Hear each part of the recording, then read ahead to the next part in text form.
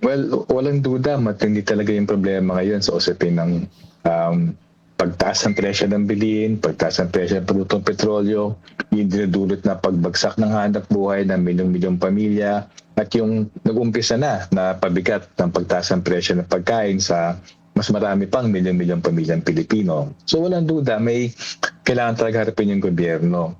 Ganun pa man, sa totoo lang nila maintindihan itong mga proposal na ganito na binabato sa ere na parang solusyon to, itong pagpupuspon ng barangay at yung barangay at sagutin ng bata elections kasi wala siyang connection, wala siyang sense, promise.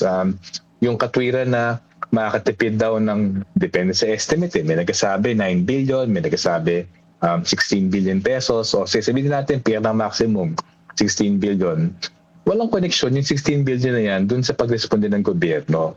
Sa isang taon, yung gobyerno ay may 6.8 trillion pesos ng budget for 2026. Nagtataka kami at ang suspecha namin either hinugot lang mula sa wala yung proposal na to or may agenda.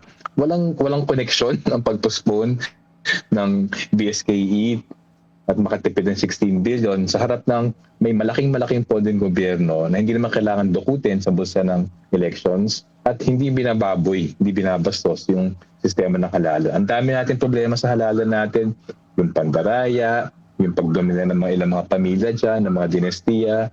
Kung ganito pa yung arbitraryong papalitin, ano yan? It's making a bad thing worse sa amin. So, hindi namin maintindihan yung proposal, walang baten at all na argumento na ito yung makakapag liberate ng pondo para sa pang-COVID response at talagang nakakapagtaka at napaka-suspicious yung ito klase proposal. At the very least, hugot sa wala, gawa-gawang solusyon lamang. At worst, baka may hidden agenda yung mga nag-propose nito.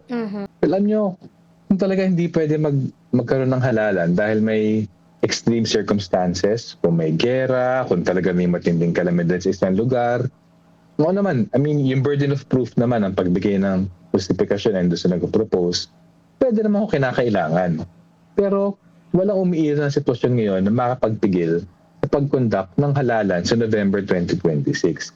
At hindi totoo na yung COVID ay pinaspon ng elections. Nag-2022 elections tayo na may deklarasyon pa ng state of calamity. Di ba? Parang June na yata dineclare na wala na Hindi Pangulo Marcos na tapos yung pandemya. So yung legal basis ng yung batayan sa pag-invoke ng kalamidad dahil na sapat daw para hindi mag-elections, hindi naman ginawa eh. Di ba 2022 elections tayo? Natuloy na maayos yung national elections ng 2022 kahit nasa gitna pa ng COVID, kahit may mga lockdowns pa na pinapatupad in a scattered na pamamaraan sa iba't ibang rehiyon. So hindi totoo na pinaspon ng elections ng COVID. At huwag natin kakalimutan, precisely because yung mga politiko natin may mga arbitraryong pagbabago doon sa mga halalan. Kaya nga may decision exactly yung Supreme Court noong 2023.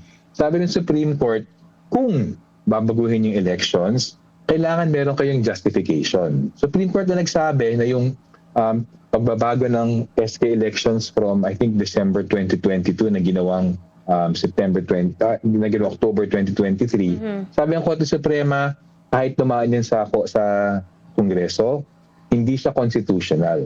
Nilinaw ng Korte Suprema ng 2023 itong praktika ng Kongreso ng pag-aabuso ng kanilang karapatan na pagbago-bago ng elections para i-extend yung term ng mga opisyales ay unconstitutional. So sa amin, ginagawa siya dati, kalokohan yon. Buti na lang nag-declare ng Supreme Court sa kanyang 2023 ruling. Sige, kung kinakailangan magbago ng elections, magbigay kayo ng compelling justification. At yung pagtitipid, never ever yan compelling justification. Lalo't lalo na kung may ibang agenda actually dun sa pagpapaliban ng halalan. So again, walang at all compelling reason para i-postpone elections ngayon.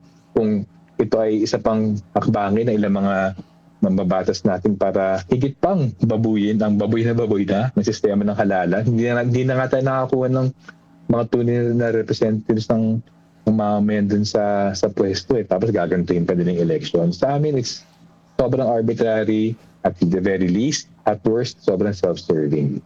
At may legal basis to say unconstitutional na basta-basta lang ang baguhin. At yung pagtitipid, again, walang basis yan. That's absurd, kalokohan yung argumento na ititipid dyan ay makatulong. Kung gusto tumulong, hindi kailangan tukutan ng bulsa yung halalan.